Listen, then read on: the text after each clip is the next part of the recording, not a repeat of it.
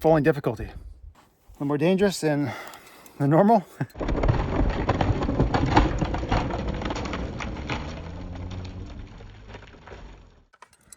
I just got the center cut out in this fur. I guess all burnt out from years ago, eh? Look at all that pitch coming out.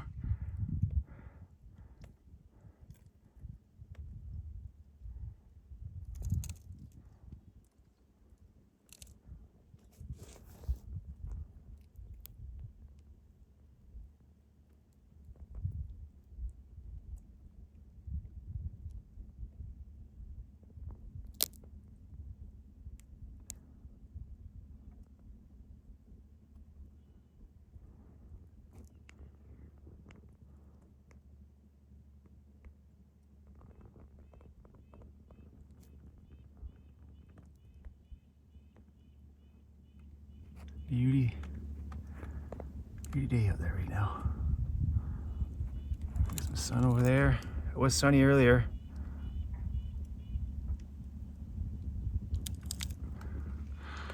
Sun will probably come back once these clouds move around. Oh, you hear that? So much pitch, it's sucking up air in the void there, I guess. So much of it. Man, I gotta collect that somehow. Okay, remember to bring a container with me and collect the pitch. There's so much pure, looks like honey.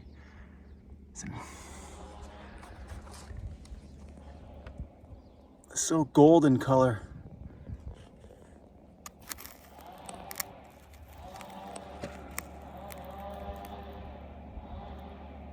So much of it's all dripping down. Filled with sawdust now. Wow, there's gotta be liters of it.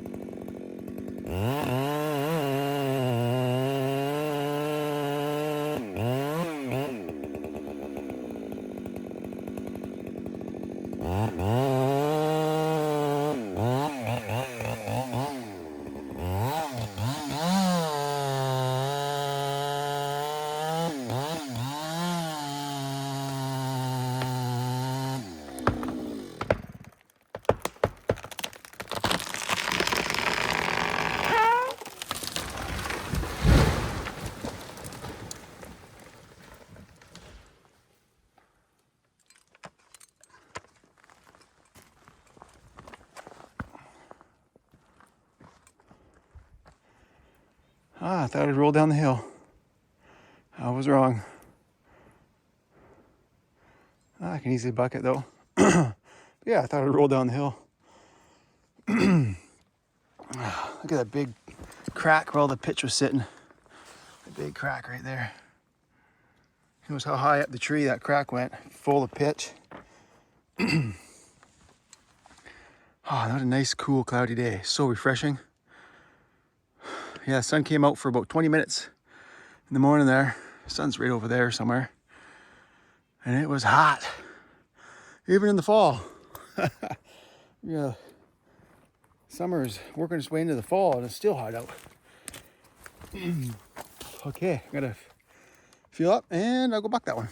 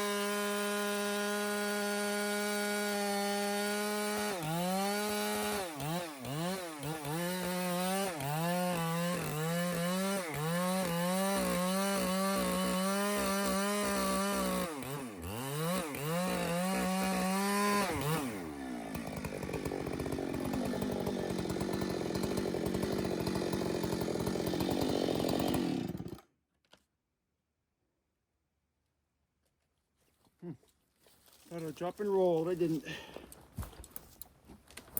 See if we can put one more cut at the bottom. I want to get one more cut right before the break. And then if I get this thing to roll, then I can safely cut the first cut right there, because it's in a very odd place to stand, not that safe. But if I can get it to roll down into a better position, then it's safer for me to buck.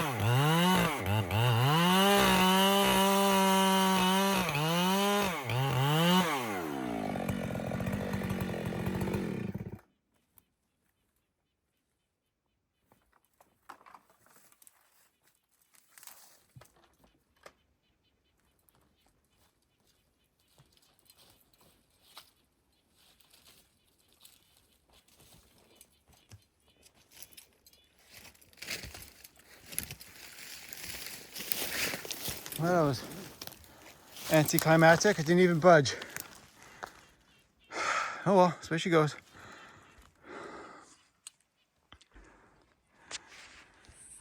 I hear some baby animals up there.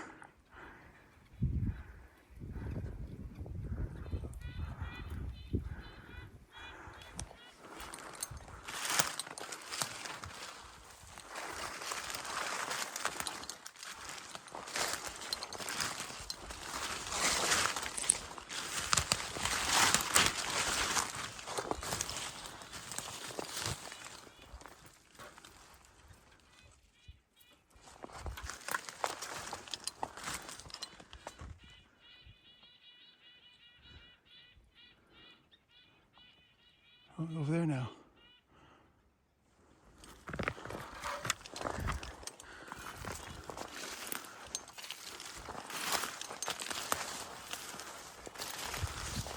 Bit of a bench up here.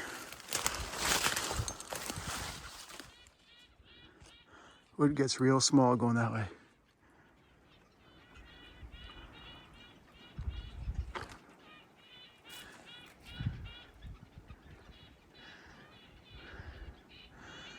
Where are they?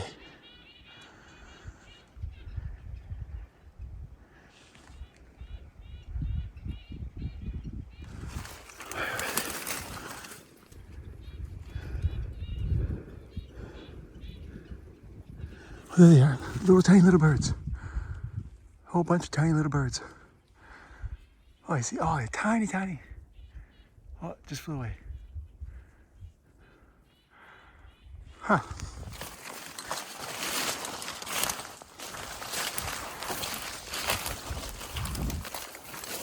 Oh, that was a nice break. 2-minute break. Nice breeze. Oh, that breeze is so refreshing.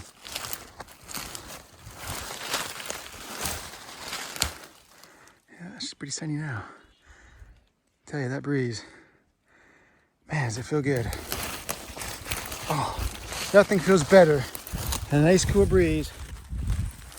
Cool me down when you're sweating your bag off. It feels so nice. Oh, I am thirsty though. Okay, I got a real nasty, dangerous tree. 2 trees to get next, or one's leading to another down the hill. I'll show you right now. Look at this one. That big fir, heavily leaning down the hill. It's got a big cedar. You just see it right there, leaning into it. I'll go up closer and I'll show you. Okay, here it is. Look at that. Okay, we'll go side hill here.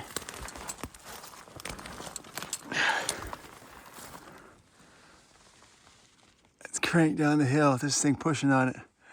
This thing might barber chair on me. So much pressure. Pushing it down the hill. And then all the roots are gonna rip out of that one. I don't want to put a cut in that and be below this thing. I'd rather just cut this one up, and then if the whole thing goes over, fine, because I could get escape route that way. But if it doesn't, then that's also fine, because then I can finish the cut from up there. But holy smokes. Yeah, it's going right down the hill. Yeah, it's gonna go crashing right down the hill. There's nothing to do about it. Like smashing that rock. Oh, that'd be a good slow-mo. See what we can do here.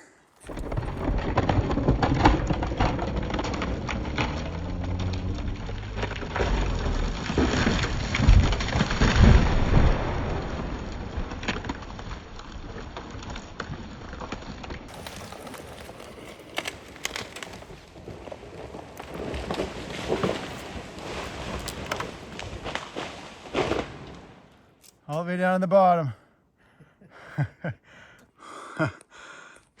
Okay, so that big heavy leaner, man, that was cool. But my falling partner, he had just finished on the far side of the pad, and he was hiking over his gear to work on the same face as me. And just as I was starting to cut that big one, he came over, and we chatted for a little bit, came up with a plan, how we're gonna work the face for the rest of the day. And then since, you know, he was there, he just, whereas my eyes second set of eyes for that nasty, what do you call it, falling difficulty. So it's not a standard, you've just fallen a tree by itself. We call those falling difficulties because they're a little more dangerous than normal. So I don't want to take the time to film and everything with him there. Some people don't like being on camera, so. But when I was going over, I went over pretty slow. So I was like, oh, I got time to whip out the camera. And it takes me like 2 seconds to pull out my camera, press record. So I got it in time. But I had to focus on the task at hand. And once I got out of there to up my escape trail into that tree to hide behind, I had time to pull out the camera. It worked out pretty good. I bored it, I had a ton of holding wood, and then I had a big strap in the back. So it didn't barbiture on me, and everything went just fine. And I went sliding down the block. That was so cool. The sun's starting to come out again. It's making it hard to focus here. But look at that view. I can hear the wind through the trees below me. That distant whooshing sound. Yeah, the very faint, distant whooshing of the wind in the distance. With those trees way over there. Got a whole bunch of alders in the cut block below me. A whole bunch of alders down there. So all those leaves, rattle. I don't know how you explain it. In the wind, and rustle in the wind. Sounds nice. And I got birds all around me making noise. So I'm just stopped right now, covered in pitch. Look at my hand, just covered in pitch, and I had pitch dripping all down my leg. I had to get handfuls of sawdust and rub it all over my leg to wipe that pitch off. I reek like pitch right now. Very strong fur smell. The dry room's gonna have a real strong smell of pitch tonight. So I'm just gonna have a drink. Look what I did in my water bottle. The plastic loop, or the rubbery loop that comes with the bottle here, is garbage, a terrible design. So I just got an old shoelace and hockey stick tape and made my own loop. And I get that sugar-free Gatorade powder at Walmart, so I don't get cramps. Oh, it's the best stuff in the world when you're super thirsty. My lunch is okay. It's not the greatest lunch, but it's not bad either. It sure is nice up here. I'll turn the camera this way. Get that nice view. Yeah.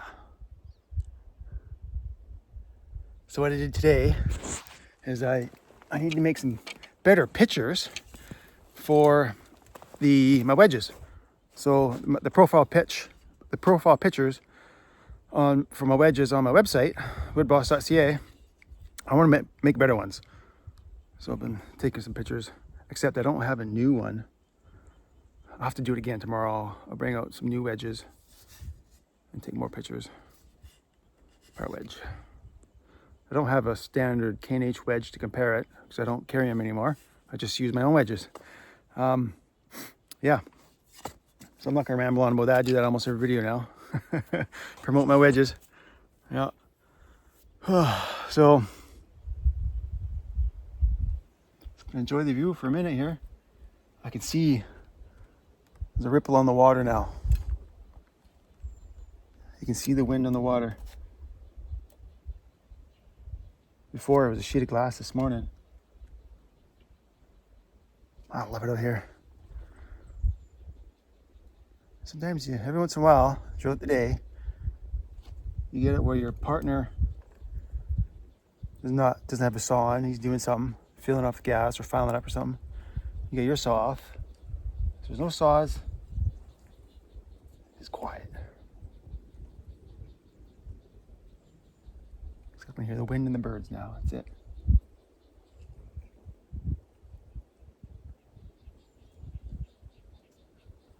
And miles from the nearest town. It's like a half-hour plane ride, roughly. Float plane ride.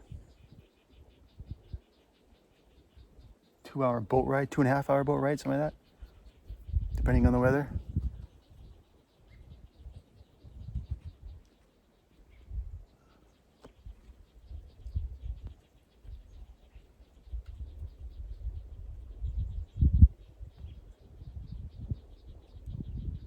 Yeah, I like it out here.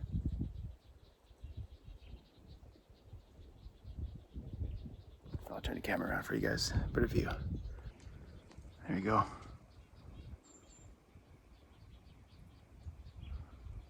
Yeah, that's what I get to look at every day.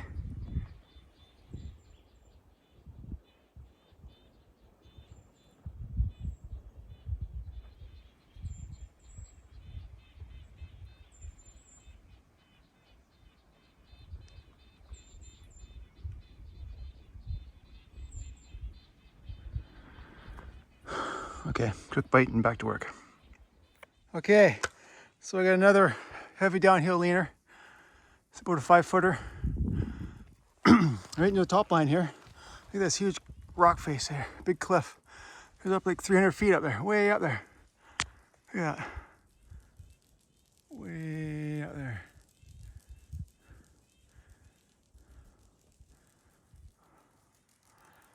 And then there's a big crevice there.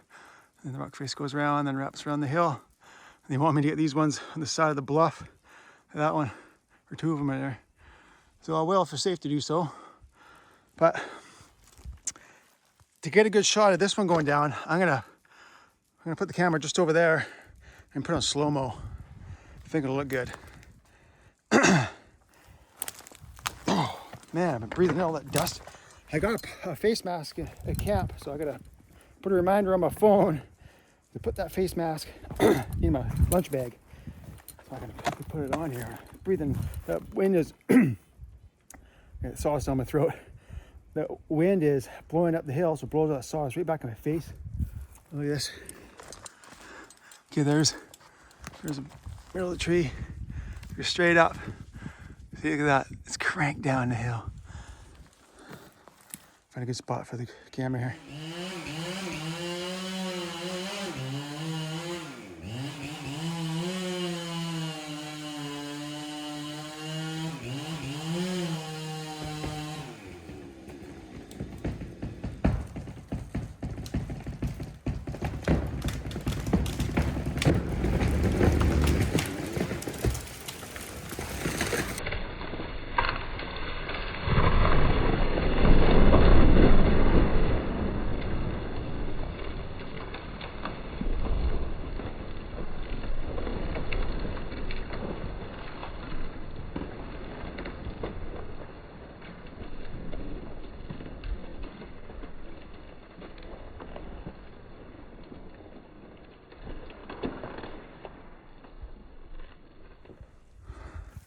Well, that worked out pretty good.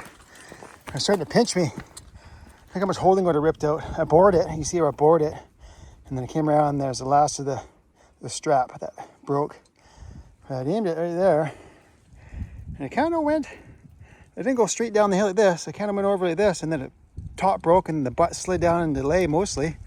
There it is right down there. See? Kind of almost in delay. Smashing a big boulder. I'll go buck that when we get this low point here at a later date, because all these trees here are going that way. And I can't jump down there now because it'll be too close to my partner. So I'm just getting this pocket of wood, all this wood out this way. I'm gonna get that. And then when we jump down there, it'll be pretty much a double up show. So that's kind of like the dividing area between his area, his quarter, and mine. Just a little triangle shaped of wood here. We'll save to the very end. Okay, I got another heavy downhill leaner. Look at that. All right, if I go straight up,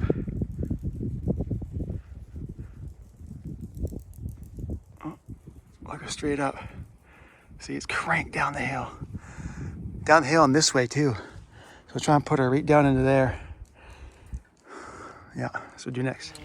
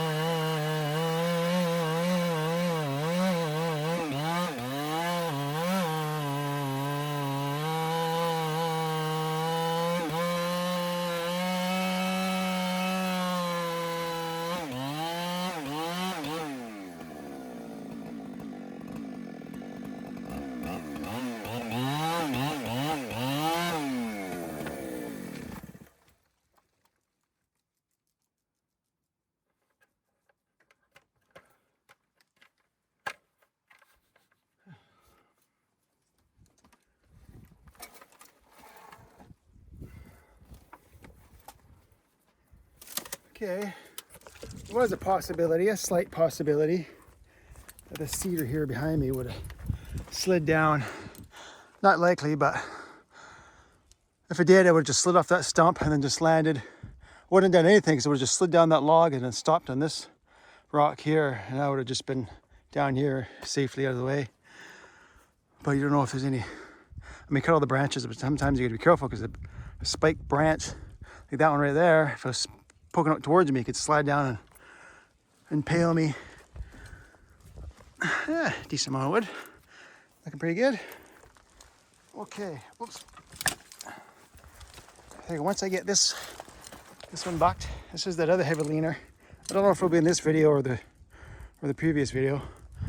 And then once I get that bucked, I got this one here. I get 3 cuts, 1 near the break, and then 2 in the middle. 6 threes, that'll be ripped. And that will be a ripper. This one will be ripper, and maybe the next one too. I don't know, I'll have to see what the diameter is. And a ripped log is just a log that gets cut down like this, right down the middle. Because it's too heavy as it is to fly like this. So they rip it right down the middle. They get a big saw with like a 6-foot bar. And they'll just rip it right down the middle, it'll split in half, and then they fly each side individually. Okay. I don't think nothing's gonna move, right? I don't think anything's gonna move. And the rest of this log, so I won't film it. But I may get an angle of this one here, something might roll down. So I'll see you guys here in a little bit when I'm ready to start cutting this one. Okay, look how thick this chunk of bark is. It's not even the bark that touches the cambium layer. Look at it, it's like 6 inches thick.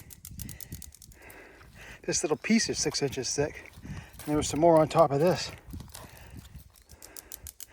Thick bark, man. That's just a section. It's probably, you know, 10 inches to 12 inches in total, probably. This is just a chunk of it. Some thick bark.